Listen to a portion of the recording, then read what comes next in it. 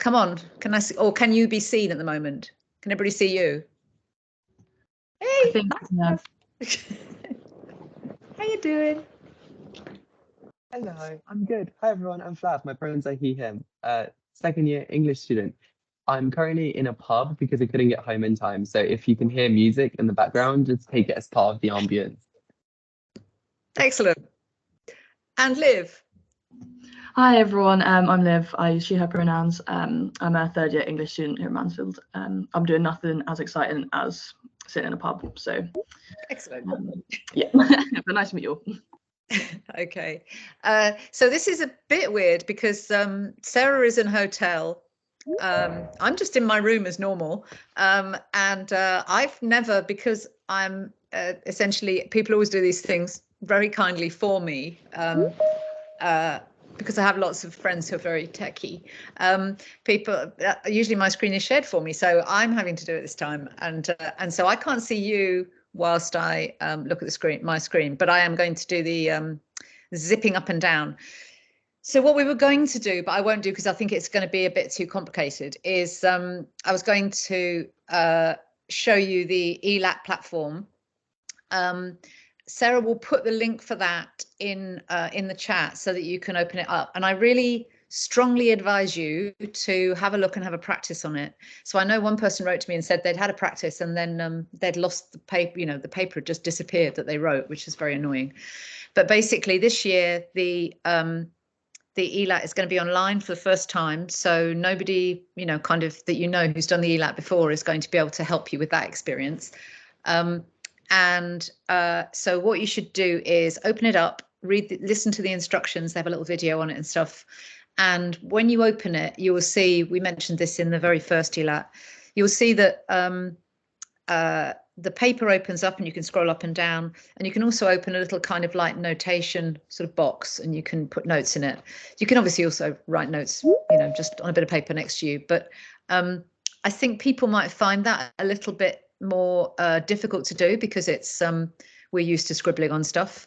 So if you think you might be worried about the not being able to scribble, then do have a practice. I think we always think that anybody who tries out the tech does manage easier than if they haven't tried it out. It's just one more thing to worry a bit about, and also make sure you read the instructions about not losing the you know, kind of your, as you're writing it, you're not getting rid of it or something by mistake. Somebody put a question in the chat. Are you able to have a random piece of paper just for planning and stuff? I am sure that you are, as long as you go in with a plain piece of paper. You can write. I think I've had this great idea that you could take a picture of the screen and then you could lay, you know, print it off and all sorts of things. But obviously you're not going to be allowed to take your phones in. So, but do have a little look at it and try it out. So what we're going to do today, as Liv and Flav said, Liv is a third year, Flav is a second year. Last week you met some first years, so you've now met all 3 years of Mansfield students. So we're going to do this ELAT, which is on food. And as you see, it's got the usual 6 pieces. And as I said in the kind of introductory instructions, even though it says choose 2 or 3, you will only be allowed to choose 2 in the exam, because that's the kind of been the more recent way of dealing with it.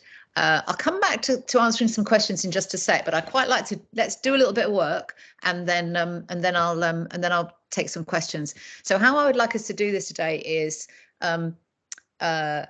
me, Flav and Liv would do a kind of quick ELAT on a pair of passages, and I suggest that we do A and D, so Immortal Memory of the Halibut, because it's just such a great title, and Picnic at Hanging Rock. And that you guys, while you're observing, think about how you would answer an ELAT on this. Just think kind of like, what would be the first 4 things I'd do, and just make a note in the chat to kind of about the way that you're planning and the way you'll kind of work out how you would argue this ELAT. Then we'll have a look at some questions, and then if we have time after that, we'll go back and do one more passage to attach to one or other of the 2 that we've already looked at, to sort of do another quick one. But we'll see how much time we get and how many questions there are. So let us begin. The Immortal Memory of the Halibut. So if if I read this one out, and then I'll get Flav, because I can see him, to read out the piece of prose. Where hast thou floated? In what seas pursued thy pastime? When wast thou an egg new spawned, lost in the immensity of ocean's waste? Roar as they might, the overbearing winds that rocked the deep, thy cradle thou wast safe, and in thy mickin and embryo state, attached to the firm leaf of some salt weed, didst outlive tempests such as wrung and racked the joints of many a stout and gallant bark, and whelmed them in the unexplored abyss. Indebted to no magnet and no chart, nor under guidance of the polar fire, thou wast a voyager on many coasts, grazing at large in meadows submarine, where flat Batavia just emerging peeps above the brine, where Caledonia's rocks beat back the surge, and where Hibernia shoots her wondrous causeway far into the main.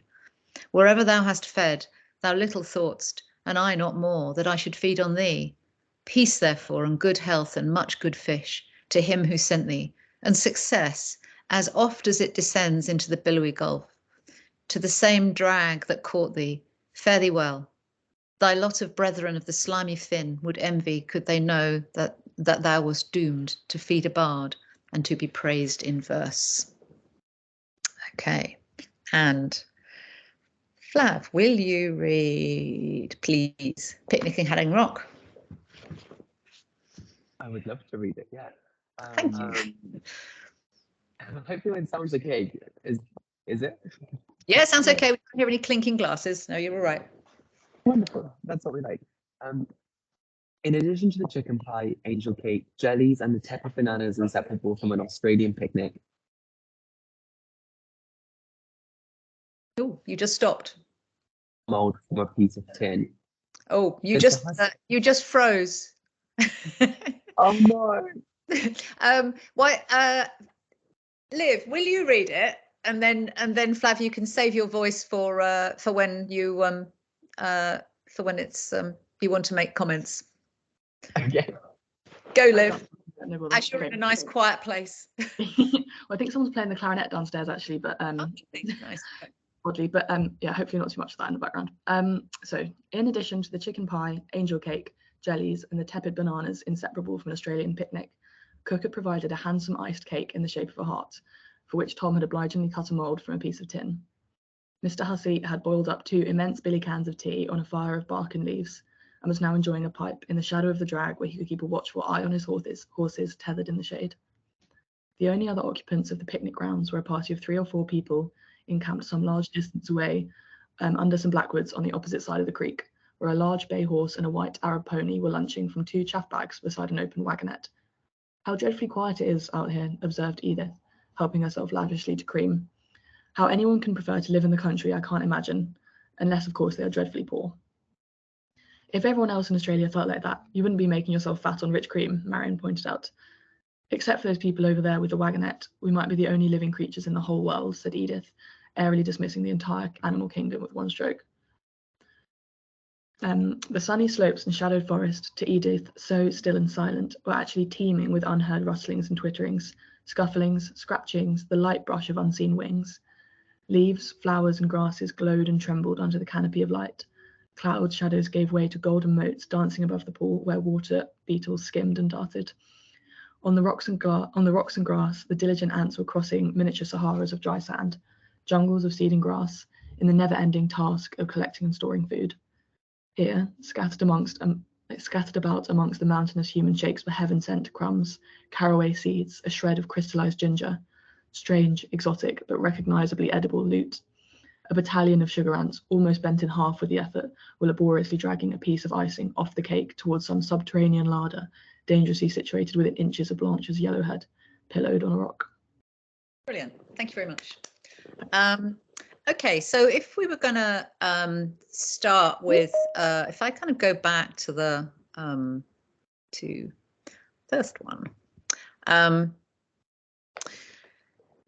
I guess what would be really helpful to sort of start off with is kind of the way you would both begin this comparison and what you would do first, and what would be your route in. So I guess what I'd like us to try and put together here is your kind of mini ELAT plan, you know, kind of first sort of 5 things that you would do, and then I'll be watching the chat to see what people say about how they would approach it. So Flav, do you want to start and tell us a couple of things that you would think about as your kind of starting point?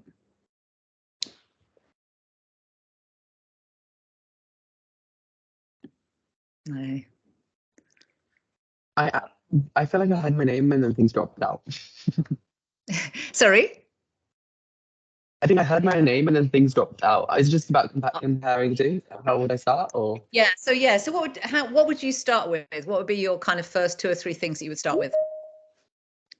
yeah, I think the first thing that stood out to me about both of them is that the first one more so towards the end, whereas the second one I think does just from the outset, but just this kind of vision or this concept of man within nature, and how those two kind of interact in such a close way. So I think it's harder to kind of locate the human focus of the first piece until particularly at the end when we have the introduction of the very clear figure of the bard and birth, which are very much man-made things. Whereas up until then, it's very much organic things that you might just find in nature. I mean, maybe not so for a submarine, but things that we as humans have also named. So Caledonius rocks, flat Vestavia, Hibernia, all of these kind of man-made constructs that I think come through quite nicely. And then kind of thinking about how that works in the second one in comparison to the animal kingdom. So there's that one very explicit line about dismissing the entire animal kingdom at once. But then we also kind of see these micro ecosystems and kind of ecological communities of like the ants kind of dragging their food away and the horses eating their food. So I think that'd be interesting. Yeah, you'd start with, you've just gone quiet now. You just frozen. I'm so sorry, everybody, and I'm so sorry, Flav. You were just about to conclude and you stopped. So I'm gonna say what you said to make sure everybody heard it. So your starting point would be to think about the sort of human perspective on these landscapes, and in the first case, the landscape in which the food lived and the elements of it which were kind of human inhabited and human made, and a similar thing in Picnic at Hanging Rock, the kind of context of the food which was to do with sort of human consumption and human perspective, but then broadening out to this idea of there being an animal kingdom in which was also participating and engaging in the eating of food, something like that.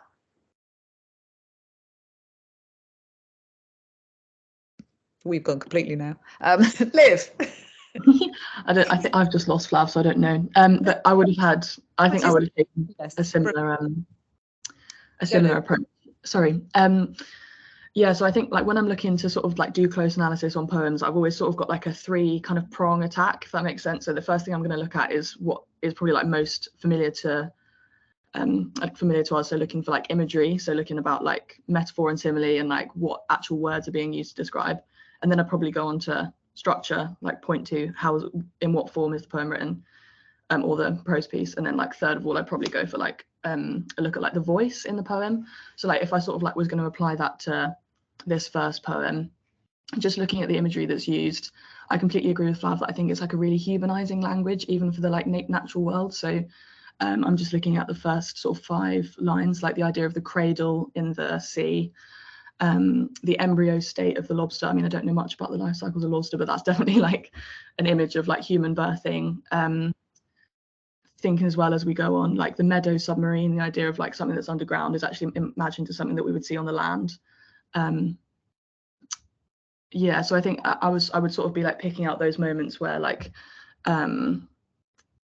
nature's kind of describing these really humanizing terms, and like maybe thinking about how that's trying to like make it more familiar to us, the idea that like this kind of quite, you know, if you think about like the look of a lobster, it's so alien, and there's kind of this like familiarizing work being done by the imagery in this poem, I think. Yeah, I mean, even, yeah, like this bit there's a section in the middle that says, indebted to no magnet and no chart, nor under guidance of the polar fire, thou wast a voyager in many coasts. I think that idea that like even kind of the lobster is better than the humans in some ways because it doesn't need all these instruments. So I think it's like there's this really interesting kind of contrast going on between the human that we think of as kind of being the one in control of nature, but actually there's moments where the lobster really comes to like a point of like almost equality in the way that like they're also able to do this exploring and like have a landscape that's actually very familiar. So I'd sort of think about like that kind of equal situation. Does that make sense? Yeah, no, that sounds really good. Yeah, that sort of the imagery which is around the kind of around the sort of main, if we could call the lobster the main protagonist of this text. And the kind of growth of the lobster and all the images associated with that. And I mean, it's interesting because you said I'd sort of begin with imagery and then I'd go to structure and maybe next would be voice. And I suppose through imagery you've also there gone to thinking about perspective. So it's the kind of, you know, sort of it's the halibut kind of life being expressed here rather than the human life being expressed from the beginning. So it starts with the speaker kind of trying to imagine the life of the halibut. I've been calling a lobster. Sorry, halibut. What about the second? I'm sorry, I must have got it mixed up. My apologies. Yeah, no, that's fine. No, I was thinking lobster as well because I was reading the lobster one. It's all very fishy, this. So what about Picnic and Hanging Rock? Would you have similar? Would you begin by, you know, say a bit about the halibut and then kind of cross over, or would you do, you know, how much would you write about the first before you moved on to the second? I think it does really depend on like what your preference is in terms of how you like to sort of approach the essay. So like I know when I did my ELAT, my approach was very much like look at imagery in both of them, look at structure in both of them, and look at voice in both of them, and then like separate it out in that like technical way. And then it meant that like I could come back at the end of every paragraph to like argue the same point, if that makes sense. And I just felt like that structure was really useful. But like obviously there's like infinite ways to structure your essay, but so I would probably do a bit on imagery in both poems in each paragraph, I think. So yeah, looking at Picnic and Hanging Rock, the thing that strikes me about this is there's just so much like detail. Like you've got all of the examples of the food in the first half, chicken pie, angel cake, jellies, and the tepid bananas and things. I just think it's like got that real sense of location and time. If you think about like the horses that are also eating, so they're lunching from 2 chaff bags beside an open wagonette. And then, I mean, if I was, the thing that really strikes me about this one is actually its structure, like the idea that you have the first half, which is dialogue, and that last paragraph, which is so much about the natural world. Yeah, it just feels like a completely different world, and I think that like turn in the passage is really important as well. Yeah, and it's lovely, isn't it? The way it kind of, I mean, it's almost like it turns down, and like a kind of, you know, nature program, it kind of goes down among the kind of among the grasses, and so this idea of like there doesn't seem to be anything alive around here, and the fact that she's sort of lying on everything which is alive is kind of it's kind of really it's so populated, that last paragraph. Yeah, and I think even like that's anticipated in the line before, isn't it? Except for those people over there with the wagonettes, we might be the only people living in the world. So she's already like gone back on herself. Do you know what I mean? We know she's wrong even before that last paragraph starts. Do you know what I mean? Yeah. And she knows it as well. Great, brilliant. Flav, so where can you say a little bit about where you were going and see what happens when you speak, if we can hear you? Can you hear me? Yes. I have relocated. Let's hope this helps. I think in particular, talking about the perspective and kind of zooming effect that we've just discussed, I think I always tend to look at like how the paragraphs start. So the fact that, for example, the first one starts with this kind of surplus, the fact that it starts in addition, we don't really know what came before, but I think there's just this idea that the list maybe starts before the paragraph does. And then you have that very much focus on the food and the details of the food, and it's kind of enumerated experience. And then it kind of, in my head, zooms out to humans because it focuses on other occupants of the picnic grounds, and it's this kind of like bigger focus. And then right at the end, you kind of really zoomed out in the final sentence because you're just focusing on sunny slopes and shadowed forests. So I do agree with Niven that it obviously kind of it kind of gets smaller because by the end you're looking at ants and you're looking at their subterranean larder. But I think in terms of how the paragraphs start, it seems to be very much a zooming out effect. And then almost within each paragraph, there's zoom in effect again. So I think that's a really interesting kind of oscillating vibe to the way that this is kind of structured. And I think it makes it slightly harder to kind of place yourself within it, despite how static it actually is. And you can kind of get this vignette idea of the picnic, and yet there seems to be so much movement that the voice is doing.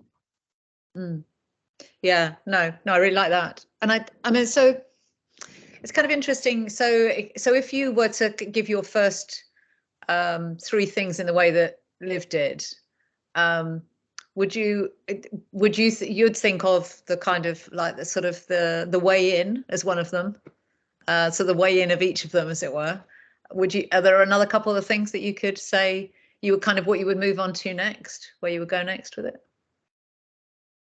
Yeah, so I think I tried doing like Liv's way a little bit, and the whole kind of structure, voice, imagery thing worked for some passages, and I found for other passages I had to kind of think a bit more thematically, and then kind of try to bring all 3 of those strands in together, perhaps under one theme. And then I think that sometimes allows you to move more seamlessly between those topics, as opposed to making your discussion say, now we're talking about the structure, but I'm going to talk about voice later.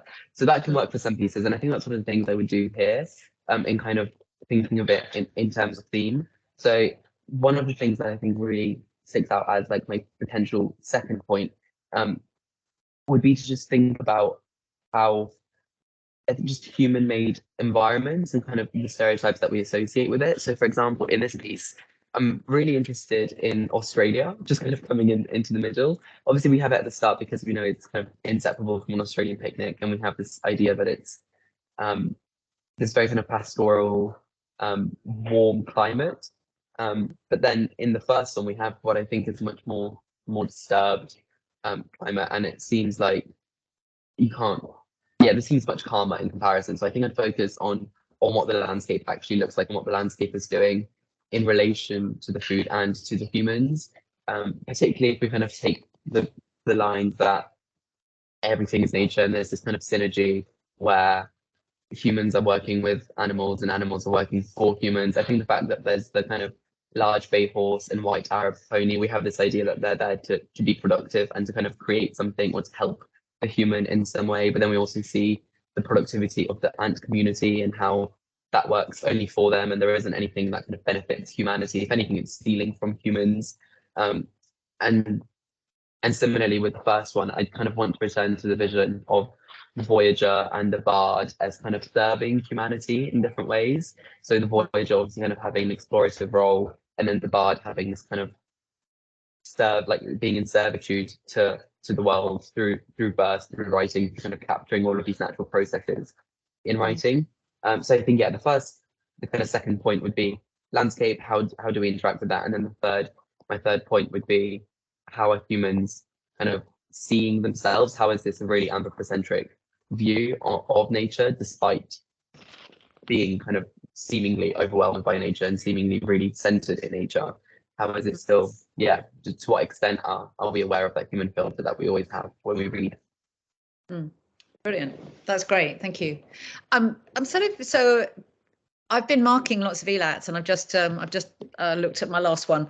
And something that I think is sometimes a lot of people, when they write their ELAT,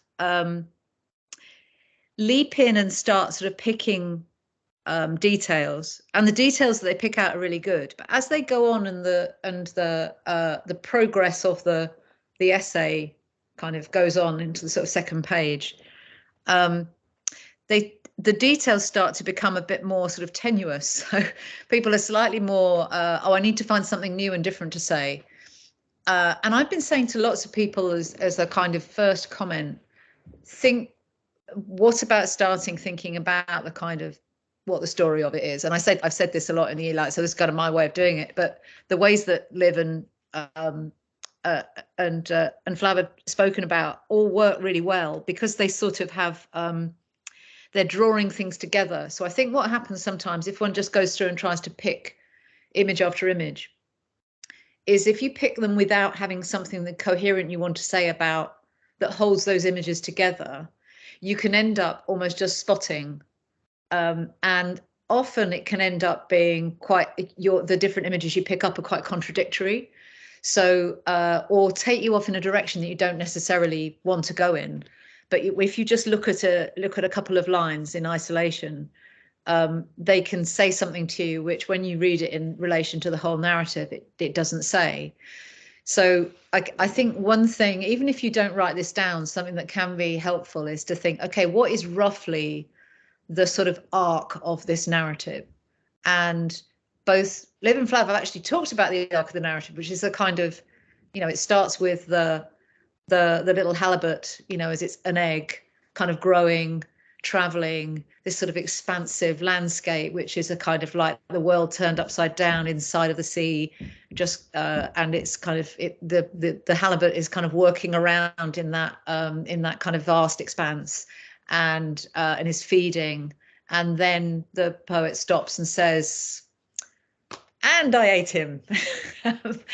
And so the narrative is, where are you, halibut? Halibut journey, halibut as food, and then me as poet, and as you said, Flav, kind of me as poet is kind of serving people as well in the same way the halibut served me. And with the picnic at Hanging Rock, I think all of us have sort of picked up, and it's almost like the first line that you would say, what would be the line that would stick with this, is the there's just nobody in the world apart from me line, because it begins with all of that, sort of human preparation in environment, and the kind of food that they're going to eat, and the eating of all of the other creatures, and this kind of landscape populated by things serving humans. And then this kind of silly comment by somebody spooning cream into their mouths, like there's really nothing else in the world apart from me. And then this change to this little kind of this environment, which is so detailed, about this kind of massively sort of populated environment.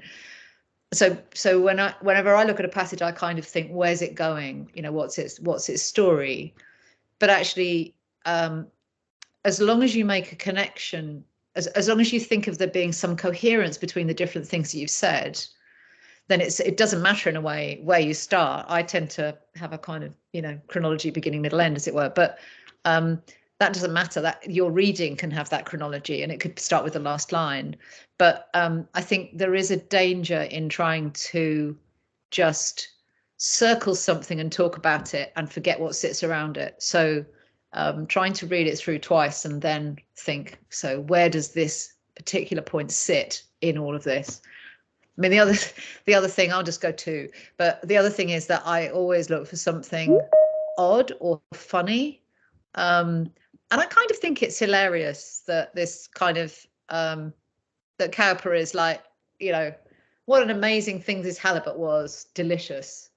It's just a sort of awful thing to say, lucky halibut becoming my meal and enabling me to write. And you've been celebrated in verse, which obviously means nothing to the halibut.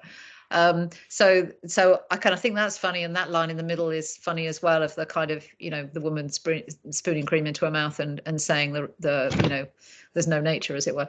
I suppose the other thing I'll say quickly before we move on a bit more is that when people did this one, this was 2017, and the people marking it and those of us looking at the papers afterwards noticed that a really quite high proportion of students approached it very much in relation to sort of eco-criticism, sort of thinking about kind of like human impact on the environment, and also on sort of a kind of horror of the killing of animals. So and we thought that actually in a way the passages were not very helpful, because they diverted people from thinking about food to thinking about those issues instead, and that kind of that was actually kind of quite difficult for some people writing.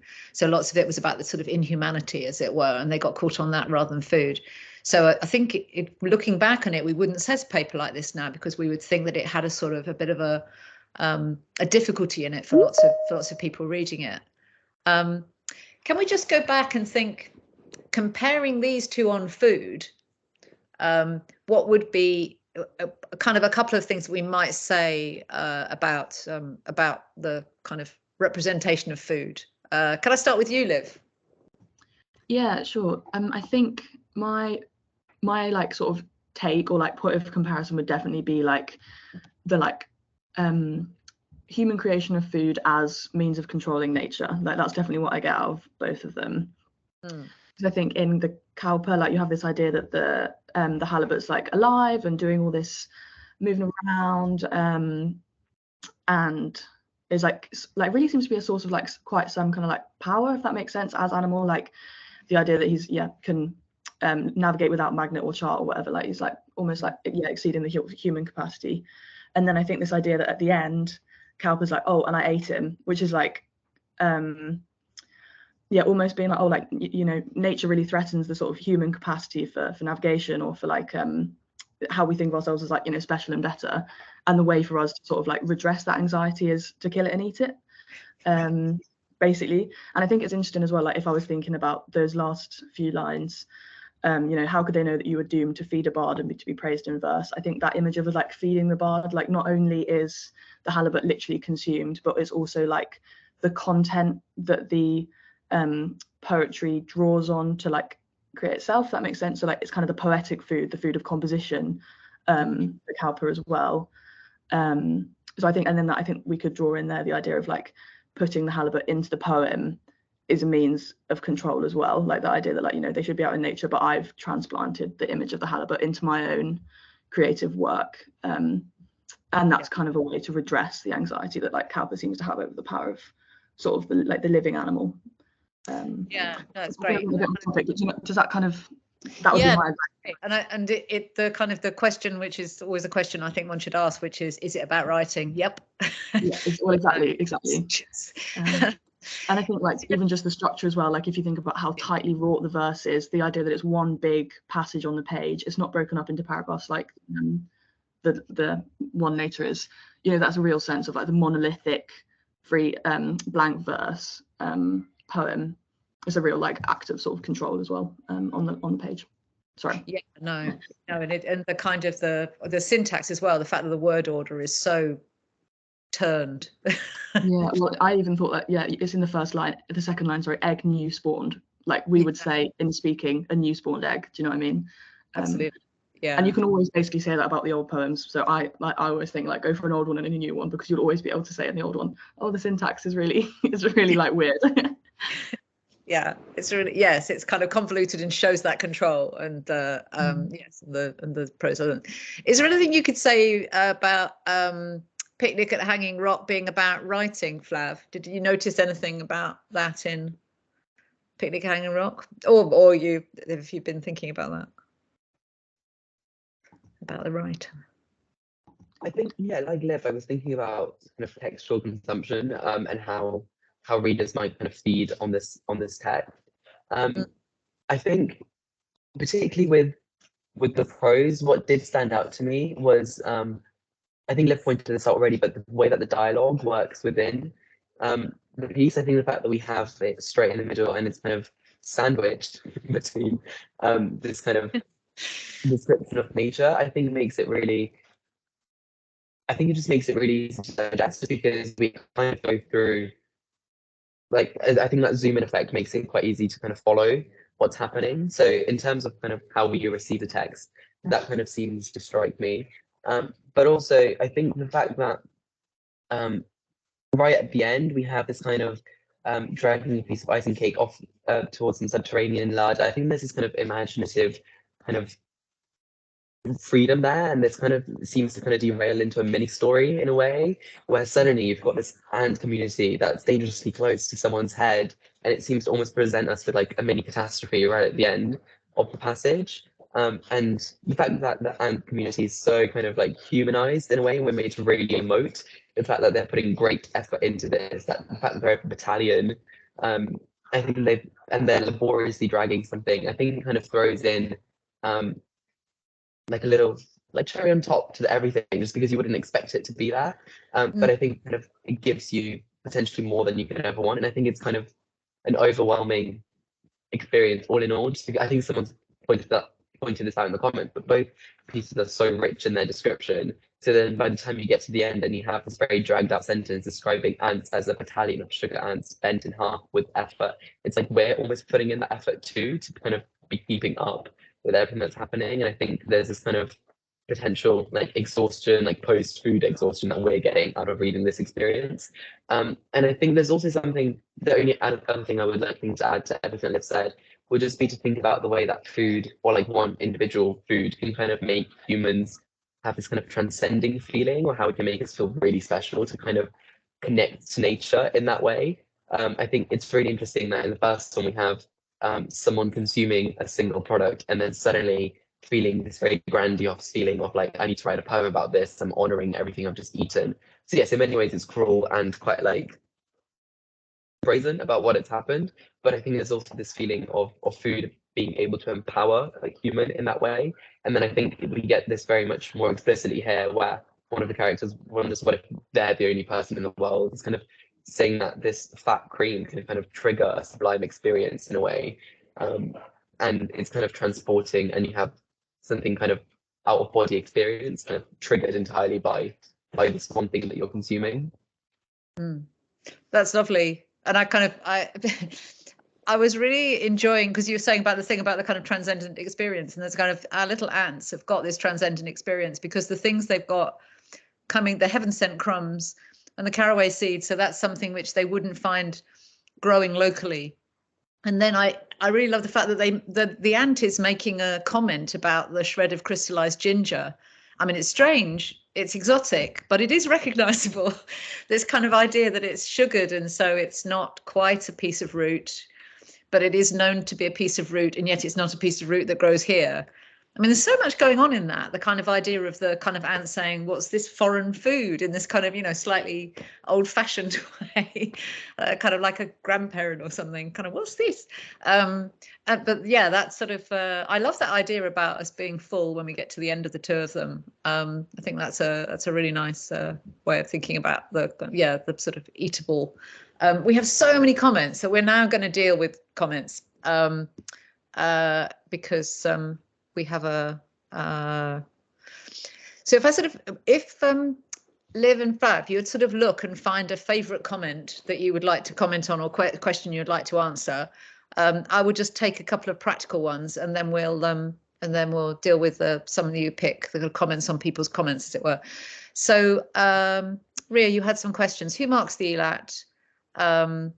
And is it too late to send an ELAT for marking? I'm so sorry, it is. I've marked such a lot, and and it's getting so close now to you actually doing it. I feel that I won't be able to, if you send them, I won't be able to get them back in time. I noticed that even as I was, even in this session, somebody has sent me another one. So I will mark the one that somebody has sent me, but I think I'd better say no to them. I mean, I'm really sorry to stop, but I didn't actually imagine that so many people were going to send them. So I feel a bit guilty about that, and I have been a bit late sending some of them back. The people who mark it are teams of graduates, basically, who mark them. They do double marking, and then if they're too far apart, they blind mark them. If they're too far apart in their marks, they get marked a third time, and then, if necessary, a fourth time. So we don't mark them, but the scripts get sent to the tutors. So I see the script of students who've sat the ELAT, but we don't give them a mark. That mark goes from these external markers. It's so that there's a kind of a sort of objective outside person having a look at them. You ask, do you have any advice on establishing a line of argument? I mean, I think the things that Liv and Flav have said, decide on what your direction is going to be, and then that will really help you. So if you think, as Liv said, you know, I'm going to do a couple of paragraphs on imagery, a couple of paragraphs on structure, a couple of paragraphs on voice. My idea about running, you know, kind of just doing a quick summary of the text and then using that as a coat hanger to hang the things you say on. Similarly, imagery, structure, voice, you know, kind of various things, perspective, those kind of things. What Flav said about picking a theme and then trying to take lots of different ways of illustrating the theme, different sorts of types of device and information to illustrate the theme. They're all kind of ways to start it. So I'm going to be reading some comments, and Flav, do you have a favourite one that you picked up or thought from? Yeah, I mean, I had a question that I think is quite like leads on nicely from what you said. I mean, a question from the comments, not like a personal question. But Anna asked, is it best to come with a pre-prepared structure or to let the text determine it for you? And I think kind of everything Lucinda said, but also it's really helpful if you know yourself ahead of starting the paper. So for example, I usually have a preference for poetry. I find it a lot easier to cope with. Sometimes it's shorter, it's physically less words, which might mean that you find it harder to extract ideas from it, but it might also mean that you're not so overwhelmed by it. So that kind of worked as a pre-prepared structure. But I think had I gone to my real exam and found that both of the poems, like 2 of the poems, were not vibing with me and I was actually really struggling, I think it's important to be able to be flexible and say, never mind, I don't have to do poetry, I can analyze other kind of text. So yeah, I think it's okay to have a pre-prepared structure, but some flexibility would be ideal, just because you actually don't know how well you'll mesh with the theme and with poems, or with whatever pieces that you would prefer to do. So that's that. But then the comment that I actually really enjoyed, it's kind of a combination of Lucy's point about kind of survival and like food being a necessity, and then the comment above it kind of mentioning this kind of preparation. And I think that's a really interesting kind of binary that we haven't potentially picked up on, but just this kind of division between food being a sustenance and a necessity and kind of a nutritional thing. And then on the other hand, how humans have taken that and kind of embellished it and prepared it and turned it into a love-shaped heart or a heart-shaped cake, whatever it is, and kind of done all of these extra things to it to make it more enjoyable and to make it more aesthetic. Even in capturing it in text, how text is used to kind of beautify food, even though we don't really need to beautify it. It's not like we have to make ourselves eat it, like we have to. So I think that's a really interesting thing to kind of point out between those 2 comments, just that tension between we're doing this for survival and we're doing this for pleasure. And I think if you wanted to kind of take it at a baser level, you could always look at like instincts and how this is potentially a really primal instinct to eat, kind of animal drive, but then also to think about all the ways that we've tried to kind of intellectualize food and make it more intense, kind of keep up with the evolving human mind throughout time. So that could be an interesting discussion. No, that's brilliant. Liv, what about yours? I think. Yeah, so I'm going to be a bit cheeky and like I've sort of wanted to look at 2 little comments that are kind of separate. So the first one, I feel like a couple of people have asked about like introductions, and like it's like Flav says, I think it's really nice to know going in like what sort of have a rough idea of what you're going to do. So like I remember my approach for introductions was to do what you say, Lucinda, and to summarize each of the passages. So like in this passage this happens, in my second passage this happens. I will be arguing that they both discuss themes of XYZ, or they both present food as ABC. So I literally would do like a 3-sentence introduction. I mean, maybe Lucinda, you'll say like, no, that's not long enough. No, that's fine. But like, I think if I was going to, I mean, and that was just what I did. And you obviously don't have to do that, but I just found it like a really easy way in, and you didn't feel yourself going on for pages and pages, because obviously it is like time pressured. So that would be my advice on introductions. Then to look at comments, I think there are a couple that I really liked about like food as like a class locator or time locator or place locator. So like this historical or like geographical specificity of food. So I think someone was talking about mainland, so I can't remember like the names, but I thought that was really nice, the idea that like in this first poem, it's like we've got a really like Northern European feel to it. Like it's like, oh, you know, Caledonia's there like beating back the surge, like this really like sort of British Isles, like Netherlands kind of like geographical specificity, and the idea that the food really applies to that. Like, you know, we have to eat fish because it's like we're islands and we're like around, you know, we're surrounded by the sea and things. So I kind of like that. But I mean, even just looking at the idea of like the island experience, I thought it was interesting how like Batavia just emerging peeps above the brine and the rocks are beating back the surge, like the idea that like actually the land and the water are kind of in contestation there, and it's not as obvious like a sort of dominant relationship as we might think. And then turning to Picnic at Hanging Rock, we're told it's Australian, but I also think we get a real sense of time through the food. Like we wouldn't eat, I mean, I personally don't eat angel cake and jellies very often, or like cream off the spoon, do you know what I mean? I think it's like got a real sense of like a temporal place where like that is the thing that you have at a like picnic, and also the idea of like a class specificity, like that you've got enough money to eat cream off the spoon and things. So food as like locator in terms of class geography or temporal period as well would be that was the theme that I picked up from the comments that I liked, that I hadn't thought about. I really like that as well. I love that kind of sea and land thing. I thought it was really nice. I mean, I think there's something very interesting about it when you look at all the passages in this set. There's quite a lot about the kind of food being associated with how you know, kind of the kind of what your life is like, what your past is like. So the one about the Ralph Ellison, this Invisible Man, when he's buying yams and he's kind of like, I'll always eat yams, you know, it kind of, it's me, it's my kind of heritage, my childhood. And then the kind of end of the yam is bitter and he throws it away. And there's that in it, a little kind of debate with himself about whether it's okay to, whether kind of giving up particular foods is actually because you're kind of thinking, oh, you know, I should be rejecting these foods because, you know, kind of they're not considered you know, kind of middle class foods or whatever. And there were lots, so we always set 2 papers, or we always used to set 2 papers because of the 2 time zones. And often the in the 2 time zones papers, if you looked at all sort of 12 passages on the food, lots of them were about embarrassment and the kind of like eating in restaurants and eating as children and how about your parents. So there's lots about the relationship of one to kind of food in one's wider life. And I think there was a lot going on about that in all of the passages that we chose for that year. I'm not going to answer. So the question about what makes a successful introduction, I think you can write a longer introduction. Liv's thing about 3 lines, that's kind of the 3 sentences. That's sort of what I would do. I have this thing that I worry that if you try to say too much of the argument in your introduction, when you haven't really got the space to give much evidence for it, it can sound as though you're just saying stuff without defending it. So I think kind of, this is what I'm going to do introduction, and then start illustrating and talking is probably works best. Go Flav, what you can say. I would also say this is one of the things I struggled with the most before it. I think when you write really detailed introductions, you're really stuck to that frame and you have to kind of stick to that argument. And actually, I found that, yes, I had a big plan going before I started writing, but actually, as I was writing, I was discovering a lot about my ideas.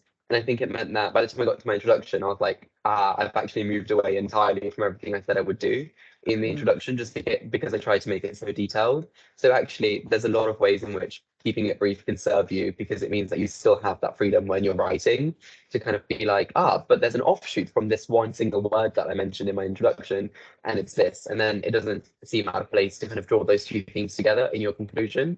Whereas if you kind of give it your all in there, and then you come up with an entirely new theme halfway through, you won't really have an organic way to input that into your essay.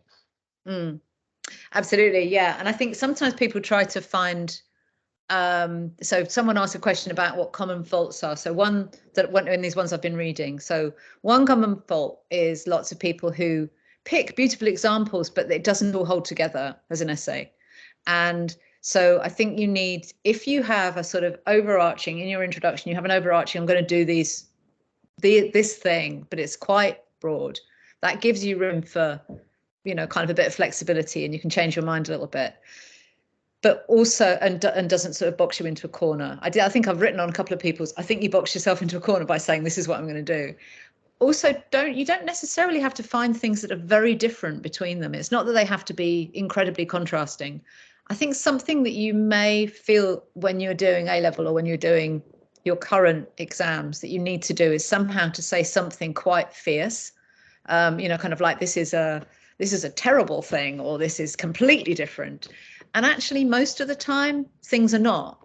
And so if you can say they do similar things, that can be really interesting. So, you know, we've been talking about the sort of like animal view of the world, animal view of food, for instance, is in this. So, you know, that is something which is common to them. And I was looking at a couple about some of the sleep passages earlier today, and they were really similar. And you kind of think, well, so don't feel that you have to make them exaggeratedly different. On the sort of if you have a sort of so if you've got a passage which is beginning in the middle of a story, how do you address that? Somebody asked. I think one thing is you don't have to presume stuff which has gone before or afterwards, but also don't make too much of the fact if it starts in the middle of a story that you can see as a novel.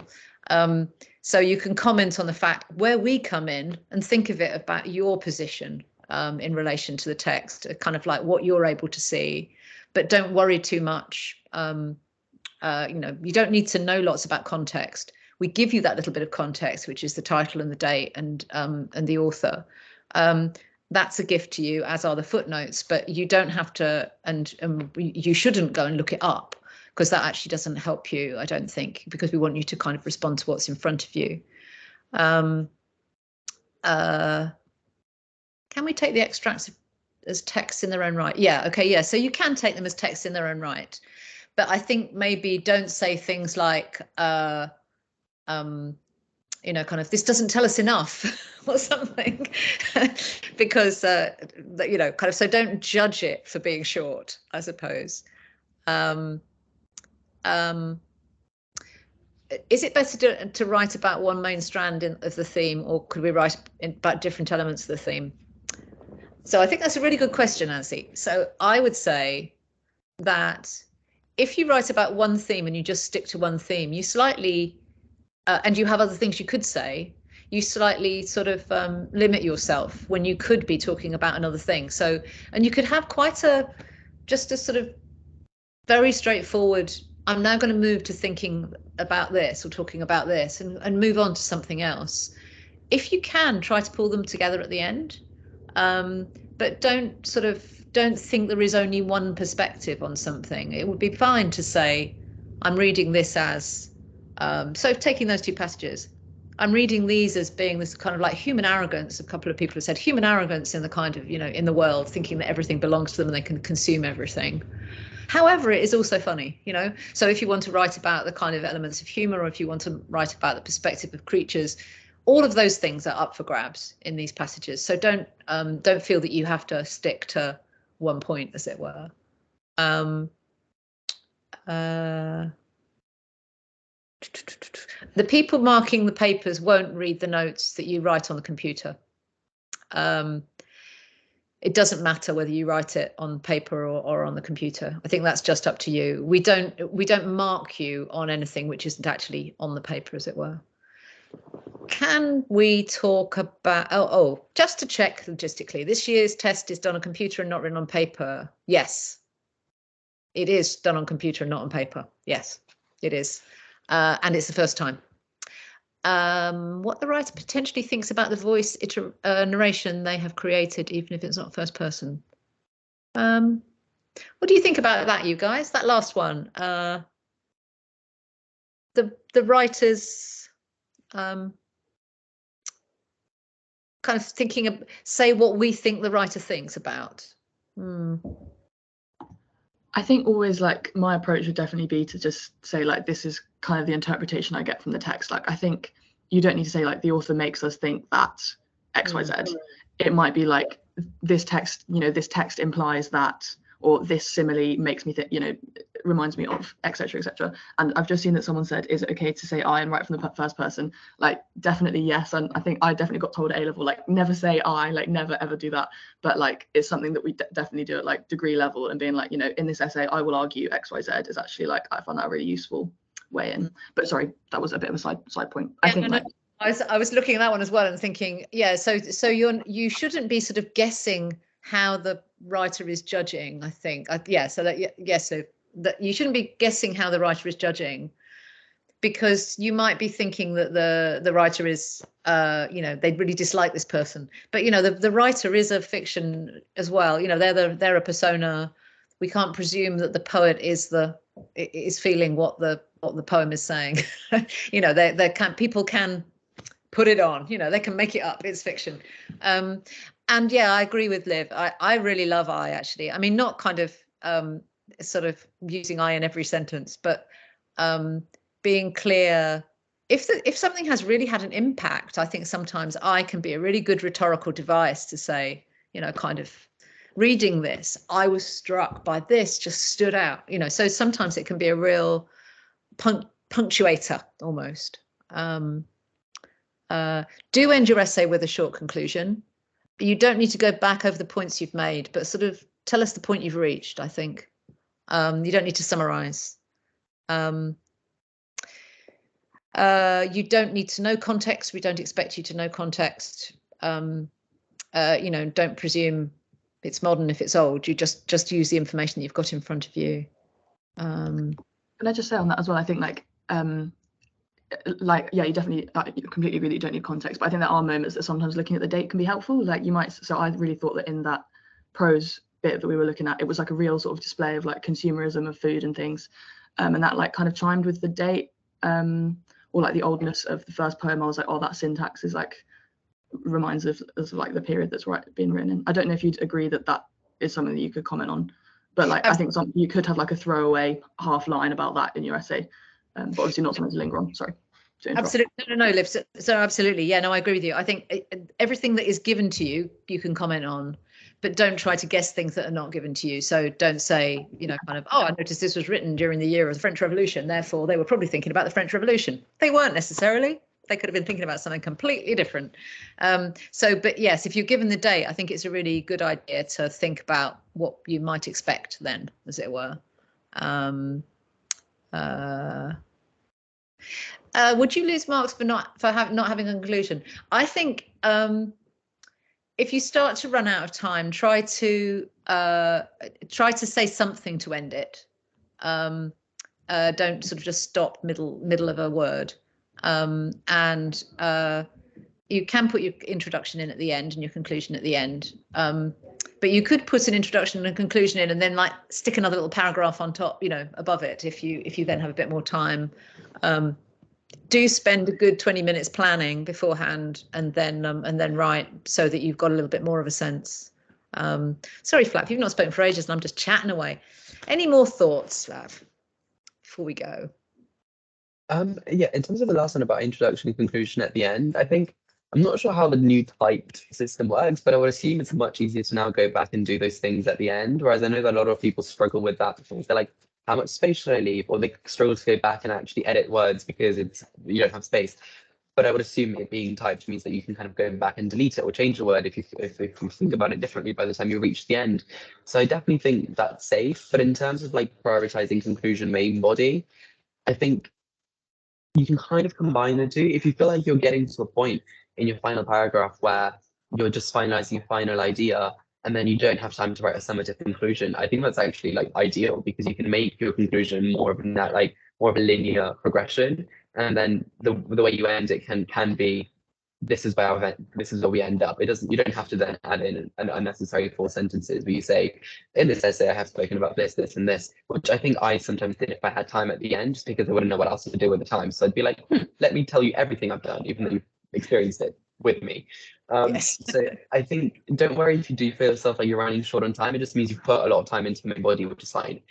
So yeah, looking back, I wish I was more comfortable with the idea of having a linear progression that doesn't necessarily have a little flourish at the end that brings you back to everything I've already done, because I think that kind of undoes a lot of the punchy work that you've probably put in at the end when you're getting into the momentum of your writing, and that's probably like you at your best. Yeah, no, absolutely. And I think, I mean, it's not quite such a kind of finished essay. And on the website, David Taylor talks about it and says, you know, do try to make it have an argument, but that doesn't mean that it's got to, you know, that you're not a lawyer. You're not getting to the end and say, so I rest my case and here is my evidence. You know, you're doing that throughout. And so try to make that just, you know, sort of coherent as you go along. 30 minutes planning and an hour writing is what is recommended. And so that looks good. So 10 minutes close reading each poem, 10 minutes each text, 10 minutes planning the argument, and then writing for an hour sounds good. And we've said before, you know, Flav said this before about, you know, if you know you don't want to write on a piece of drama or prose, don't bother to read them. Just carry on. Just spend more time on the ones that you're. Both the extract and the essay is done on the computer. Yes. You have to flick back and forth between them, and you don't get given paper, but I presume you can take some in. I can't see why plain paper could be, you could be prevented from doing so. Yeah, so they give you the extracts on a screen on one side, and then you write on the other side. And you have a little note box that opens up so that you can write notes for yourself, which stay with it. Which looks far I mean, I could barely share my screen. I don't know why I'm suggesting these complexities. So I think we better stop now. You've done great work, and there isn't a word limit. Liv, you were going to say, sorry, I realized we're out of time, but all I was going to say was, I think, like, I don't know if these days they make you write like all your A-levels on a computer, but I literally have never written an essay to time on a computer. So I think, like, I would definitely practice doing one online on a Word document or something, so you know what it's like to type out your ideas rather than handwriting them. That was all I was going to say. Just practice at least one, not by hand, like on the computer, because I do think it's very different. And you can like see what you've written on the previous line. Like, I've got terrible handwriting, so like I can never really read what I've just written, which I kind of like because I can forget it as I go along. But obviously you can't do that on the computer. So just get used to being able to see what you've just written and things, and not being like, oh my god, I could have written that sentence a bit better. Like, doesn't matter. Like, just bang it out. Well, I mean, it doesn't matter, but yeah, no, absolutely. I completely agree with you. Yeah, to do practice. The more you practice, the more the less scary it is, and the more you get able to do more. The markers won't look at your notes. There isn't a word limit. The ELATs range hugely in how they write, what they do, what people talk about. But you have to be trustful of the fact that there are a lot of people marking them, and they're not comparing them with each other. They are marking them to to some criteria. What's SPAG? Is that spelling mistakes? Yeah, it's like spelling, punctuation, and grammar, I think. Oh, I've never seen that before. I was thinking of spaghetti. I was quite hungry. No, not really, unless you constantly miswrite the name of the author who is on the piece of paper in front of you. I think they might think that was a bit careless, but other than that, I wouldn't worry about that. And if anybody has any issues with a learning disability, which means that they're more likely to do those things, we would know that. The markers will know that anyway. So, but please don't worry about that. You should talk to your school about what you have in the way of computer, where you will do the test. Speak to them. If you have difficulties with where you're writing it, send a note in about that. Ask for a note to be sent in. We do have mitigating circumstances. We would not want anybody to be disadvantaged by what they were unable to do because of the tech they had. We really ought to stop now. It's been great working with you. Thank you so much, Liv, for coming in at the end. Liv did last year, so we're actually helping some people who were doing ELAT who are now students at Mansfield, which is very nice. So some of them were helping last week, Liv. Someone were like, oh, I remember you being on my ELAT call, and I was like, oh, that's so sweet. Yeah. And Flav has been here for all but one of these and is a hero. He's even like stopping off on the way home in order to be able to do it. The ELAT is next Thursday at 11. And this is Sarah, who behind the scenes she's currently in her hotel. She did the one 2 weeks ago, sitting on a railway station, because she's our access officer, traveling around, encouraging people to apply to Oxford and to Mansfield. So a little round of applause for Liv, who's been doing this longest, for Flav, who's been doing this with the greatest brilliance for the last couple of years, and to Sarah, who without whom everything would fall over, and we would not be able. Lucinda, who without Lucinda, we wouldn't have even done these in the first place. So. The ELAT would not be possible. I have such hand strain from marking your ELATs. I hope it goes really well for you. Be brave, pick passages. You remember you're righty people and ready people, and you love reading and you love writing stuff, and just think of it as being a fun thing to do. It's only one bit of the 9. Yeah, you take care.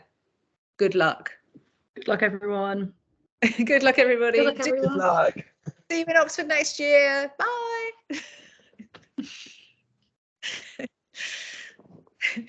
I want to have a t-shirt with "thank you so much" just written down the front of it. Thanks, Lucinda. See you later. Thank you. Thank you so much, Liv. See you soon. Bye.